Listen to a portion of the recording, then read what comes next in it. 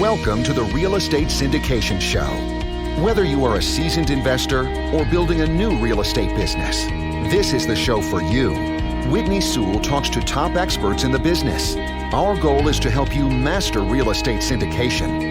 And now your host, Whitney Sewell. I'm Whitney, host of the Real Estate Syndication Show. Every day, I'm interviewing experts that will help you to successfully invest in or grow your syndication business. Hit the like and subscribe button so you'll be on track to learn from the best in the industry. Our guest is John Rubino. Thanks for being on the show, John.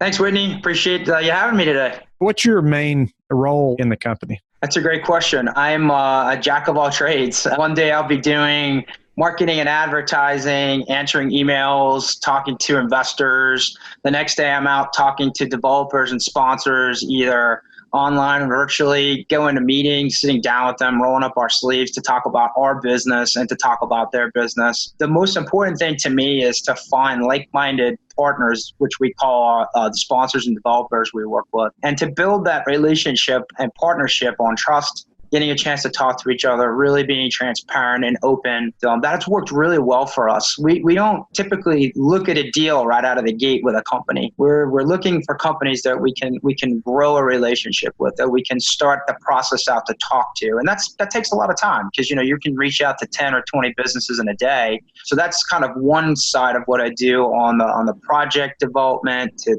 reach out to new sponsors that need our money. And then I'm going out and I'm talking to our current investors. We're giving them project updates. We bring them out to the sites. We walk the projects with them. The relationship that we build with those partners allows us the opportunity to really have open line of communication directly to the presidents and CEOs of the company. I had a meeting 2 weeks ago with the president of Clark Construction. I was in his office. I mean, that's the type of connections that we are starting to get through our relationships and through our networks, which is fantastic. But yeah, on any given day, I could be marketing and advertising, answering emails, but I really like getting out in the field and looking at our projects, bringing our investors out there. I also belong to a large group of networking groups in the area, which I think is the lifeblood of our business. If anybody wants to start in real estate, get out there and go to meetup groups, go out to network, go out and meet different people, because so many people can open the door for you, whether it's directly or indirectly. And that, to me, is the best part of this business. I like how you said so many people can open the door. You have no idea when you're speaking to someone who they know and how that person can help you, or maybe how you can help them in the future.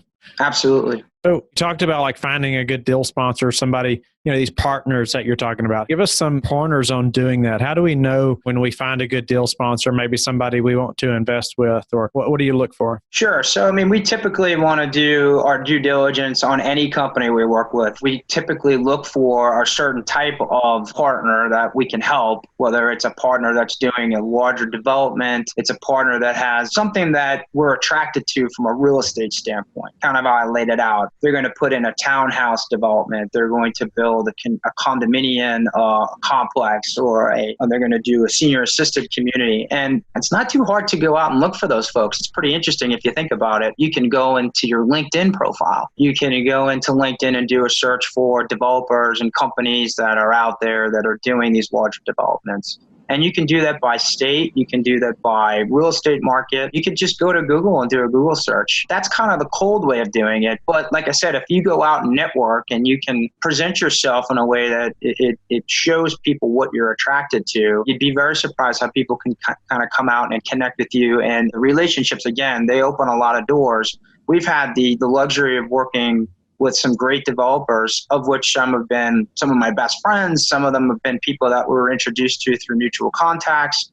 But if you do your homework and you see that area of what you want to invest in, you can definitely find different companies out there that can use your help. And you have to be unique. And these days, I started out as a private money and hard money lender, but money is so, I don't want to say easy, but it's so accessible that you can go out and get money pretty easily nowadays. Some people are a little worried about that, obviously, because of where we're at in the cycle. But at the same time, I want to make myself unique. And the way I make myself unique is equity. And equity is unique because equity is a little more vulnerable. You have to protect yourself a little bit more with equity, because if the bank comes in and they're going to bring in 80%, let's say, of the investment money, and you as equity are going to bring in 20%, well, you're junior to or you're behind the debt. which is the bank. So my biggest risk as an investor in my business and for my investors is, how do we protect their equity? Because if something happens with the market or the project, if the sponsor defaults, we could lose all our money. So we put different things in place to help our investors sleep at night. We don't pay the business any money until the investor makes a minimum of 12% annualized on our projects. We don't take any fees up front. We do very, very detailed due diligence on our developers. Our developers and our sponsors we work with bring in a minimum of 10%. So if someone's looking for me to raise $2 million, they have to bring in a minimum of $200,000. That's what we call skin in the game. So we want the developers to have skin in the game. We bring in our own money. My business partner, David, and I bring in our own money when we go out and raise money through our investors. And then also, we don't guarantee any of the bank loans. So when you go out and you get a bank loan, just like when you buy a house, you guarantee that note, right? You tell the bank, hey, I'm personally telling you that I'm going to make my mortgage payments. And if I don't, you can come after me personally. We don't have any say in that as the investors on these projects. We're purely passive. We're a limited partner, and we're basically built into the management side of the project underneath the sponsor, who is either the managing partner or the general partner. So we come in as a limited partner, which releases us from a lot of liability. Now, again, the biggest risk for us is the equity is exposed, and it could have potential ramifications if there's something happens with the deal. So that's why it's very important that we do our due diligence, that we make sure that we're very, very connected with relationship-based connections to the partners so that we feel comfortable with what we're doing. And obviously the location where we're going to be investing, the demographics, what's the attraction? DC, it's Emerald City here, right? We love DC. Everybody knows that Amazon H2Q has been in the mix to come to either Northern Virginia or Washington, DC. We're watching that. That can definitely skyrocket prices. So there's a lot of things here in DC we love about this market, but there are also other markets. I could tell you about Atlanta. I could tell you about Tampa. I could talk to you about South Carolina, North Carolina. So, it all depends on what you want to do, what makes you unique, and what you can bring to value for those folks you want to work with. That's great. I had many questions there I was going to ask you, but if I just gave you just a second, you answered it.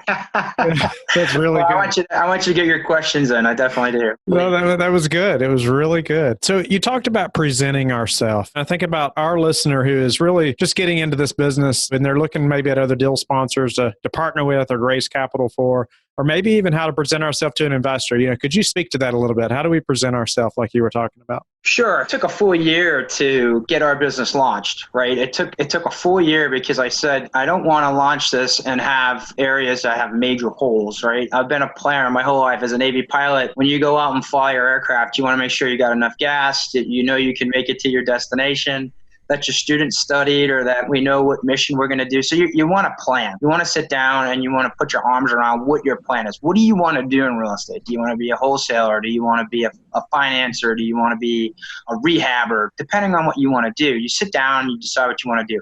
I'm a lender, so I love capital stack. So when I look at a deal, it's always, hey, what's the money aspect of it? What does this individual need to do to bring capital in to make money for everyone and make it a successful project? And that's where I then pick it apart. But yeah, planning is a big part. So that full year we took, we built our website, we built our marketing plan, we built the prospectus for our investors, we built our website, we built our Facebook. So we did all of the stuff. And then we went out to our most trusted mentors and people that have had 30, 40, 50 years of combined real estate experience. And we had them just beat the living heck out of us to say, hey, this is the holes that you have in your plan. And these individuals that came in made us a better business. And as they gave us back the paperwork to say, hey, you guys are ready to go, they held on to it pretty tight, because when we pulled it back, they said, before you take this back, just make sure that we're the first investors in your company. So that was a great compliment. So my advice would be is planning. Plan your business model, plan on what you need to succeed, depending on what you want to do. If you want to be a rehabber, make sure you got a good contractor, make sure you got a good attorney, make sure you have a good money source, make sure you have a good real estate agent, and put your plan together before you launch it. And then when you feel comfortable, go for it. And talk to people within your network. And those are the people I mentioned that you can go out to talk to at these meetup groups and just learn from them. Our guest is John Cohen. Thanks for being on the show, John. Thank you, Whitney. Thank you for having me. So how did you structure that deal, and how did you raise capital from investors, it being your first one? So the first deal I did while I was looking for deals, two things that you always have to do in this business, it's sourcing deals and sourcing equity. Now I'm not an attorney by all means. So obviously when you source equity, you consult with your corporate attorney because there's a lot of things you can and can't do. But I just went to the database. I picked up my cell phone and went from A to Z and just sort of writing down everybody that I knew or had a relationship with, their name and a potential amount of money that I think they would have been able to invest. And then I put together an email list. I emailed all of those individuals, sat down with all of them, coffees, lunch, dinners, you name it, had different events for them to come. And so they knew that I was an expert in that field. And then finally, once it came to raising money, then, you put together an executive summary and then you got to ask for it. Nobody's just going to say, oh, here you go. So I sent it out and basically said, the minimum investment at that time, I would take anything from anybody. We're a little bit different now, but it was a mixture of all of that. It was just different events, talking to different people, networking, going out to a million coffees, and then basically just, hey, here's the deal. Here's the situation. Do you want to invest? Yes or no? Awesome. How did you present yourself as an expert, considering it was your first syndication deal? Or maybe you had taken on investors with your other 150 single families. I'm not sure. But how did you present yourself as an expert, considering you were just starting this venture? So the houses were really all myself. It was my own money, my brother, and maybe a cousin or two. It was not full investor stuff. I presented myself as an expert, and I think this is something that everyone should do. You have to educate your database of investors or potential investors before you have a deal. They have to know who you are. So a lot of my investors, I did have a couple of old clients from Marcus and Millichap that invested. And I had some friends that knew what I've been doing for the last, let's call it 5 years at the time, when I was a financial advisor, from when I was a broker, from when I was a commercial broker, to when I finally put this deal under contract. So they knew that as a financial advisor, I've raised money before. They knew that I had an education in real estate from being a broker, from also being a commercial broker. And then you have to put a spin on that. You can't just go to LoopNet and go buy a deal and wherever it is. You got to pick some target markets. I did identify Columbus as a market that I really liked. There was a lot of positive stuff going on. And prior to that deal, it was an email once a month to my database saying, oh, look at this great article about Columbus. Look at the job growth about Columbus. So when they saw that, everything that the story that I built around myself, they bought in. And we had about, I think it was maybe about 12 or 13 investors in the first deal, raised $580,000. Nice.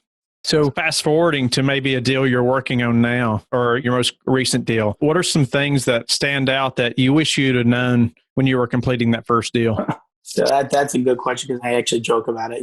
Partially on that loan, a buddy of mine helped me sign for the loan of my dad, and a buddy who helped me sign for the loan, he invested 120 grand and also signed the loan with me. We're still friends today. We partnered on a ton of deals. I think the last 4 or 5 deals we've done, we partnered on, and we always joke about it because if we knew what we knew today on that deal, now that deal we bought and sold was about 18 months. And we did phenomenal. It was over a 40% return, not 40 IRR for the investors. It was a great deal for them. But if we knew what we knew today, that deal would have gone completely different and probably significantly better.